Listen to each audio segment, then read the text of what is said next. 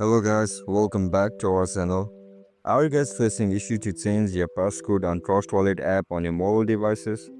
If that's so, then this video might help you out. Without further ado, let's get started. First of all, open Trust Wallet app on your mobile devices. After you get logged in into your Trust Wallet account, now look at the top left corner of your screen where you can see the option for setting. Tap on it. Once you tap on it, scroll down.